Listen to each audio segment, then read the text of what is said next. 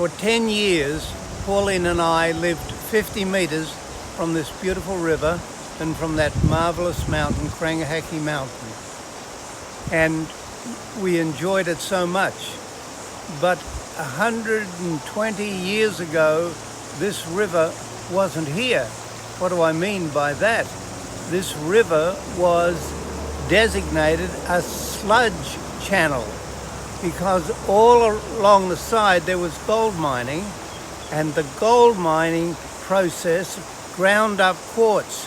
The gold wasn't lying in the stream, the gold was in the quartz, and it all had to be ground up, and then the gold extracted from the quartz with cyanide.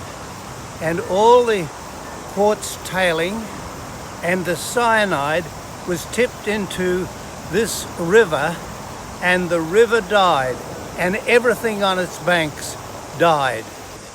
And where this river goes out to the sea, there were dead fish floating in it, floating out miles to sea from the poisoning that happened here in this sludge channel. Now, because we lived here, I learned a lot of the history. I learned a lot of the history from some of the really old people who could remember when this stream was still a sludge channel and who could remember the gold mining. No one got rich from the gold in these mountains, only the investors in London and New York. The people who worked breaking the quartz from the ground, putting it in trolleys, pushing it along, and sometimes it was the wives that pushed the trolleys. They earned a basic wage, which was barely a living wage, never getting any of the results of the gold that was in the quartz. Behind me on that mountain was a village, a town, Karangahake town. 2,500 people lived there for over 60 years. And there were young people in that town, and they could come down to the train line, which is now a bike path, and they could catch a train in the morning. They had the choice of 3 different high schools. The train would take them to the high schools. Now, what I'm interested in is the church life, of course. And there were 4 vigorous churches in this community. And there was a branch, an outspoken branch of the Women's Christian Temperance Union, because the wives of the miners were concerned that their men would drink too much alcohol, or any alcohol. When we had a house here, whenever I dug into the soil, I would come up with a bottle, because there were many, many bottles, and the miners either threw them down or buried them, schnapps bottles. And the train here, because Karangahake was completely dry, no alcohol, the train would take them to the nearest station where there was a hotel.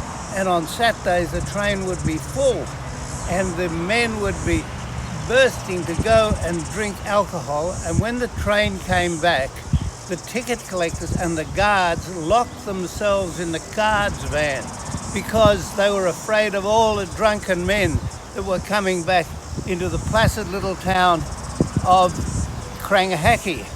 And Karangahake, every night, every day, the stampers went. These are big, heavy stampers breaking down the quartz. They went 24 hours a day. They stopped on Christmas Eve and started again on the eve of Boxing Day, and they went for the whole of the year. And I heard that people that lived in the town couldn't sleep when the stampers stopped because of the silence. The silence kept them awake. The young people who are my friends have stopped eating meat. How can that be? I love meat. They say, don't you know that's a very expensive way to produce food? You should be thinking of grains and things like that. And so I think, well, my generation knows better.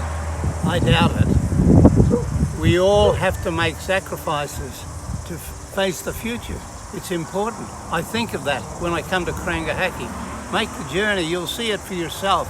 It's magnificent. but think of what happened before. What happened before to make people rich. Our young people have been down here several times to go on the wonderful tracks developed by the Department of Conservation, and there's history markers all around the place. But I think back to those churches. You know, they knew all the Bible stories that we do and about caring for the planet, but they were part of the poisoning of the river, and it never crossed their mind that that was somehow against the environment and somehow against the plan of God. Well, I've been wondering if in the future people will look back on our generation and say, how could they do it? How could they destroy the atmosphere? How could they pollute the world? And we've done it because we love our cars, we love all our things. It never crosses our mind just until recently that what we are doing is very destructive of the world we live around. We read the same Bible stories that these folks did back then. We say similar prayers, but we somehow miss the context of what was happening around us. So when I come here, I don't think we're better than those miners long ago. I just wonder what we are doing now. Is our life reflecting the goodness of God? Is our life contributing to the life of our planet? Are we willing to pay the price? Whatever that might be, less cars, less air conditioning, whatever, so that our world might have a future for us, for our grandchildren, and the generations to come. This is what I think about when I come to Karangahake Gorge.